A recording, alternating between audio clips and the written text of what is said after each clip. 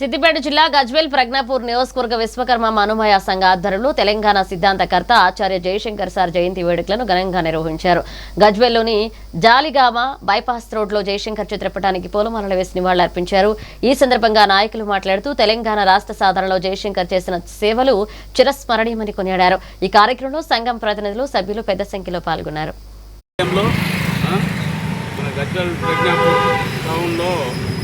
మన జయశంకర్ సార్ నివాళులు అర్పించడం జరిగింది.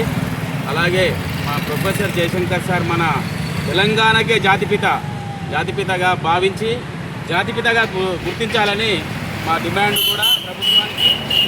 అలాగే ఆయన తెలంగాణ ఉద్యమానికి ఎనలేని సేవ చేసిండు, తెలంగాణకి ఎనలేని సేవ చేసిండు కాబట్టి ఆయనకు జాతిపితగా గుర్తించాలని మా యొక్క 92వ జన్మదిన వేడుకలు గజ్వేల్ ప్రజ్ఞాపూర్ మున్సిపల్ పరిధిలోని మన విశ్వకర్మ మనుమయ సంఘం ఆధ్వర్యంలో తూప్రాన్ బైపాస్ చౌరస్తాలో జయశంకర్ చౌరస్తాగా గుర్తించి ఇక్కడ అతి త్వరలో ప్రభుత్వం సహకరించి మాకు ఇక్కడ విగ్రహం ఏర్పాటు చేసుకునే విధంగా మాకు సహకరించాలి అని మేము అందరినీ కోరుకుంటున్నాం.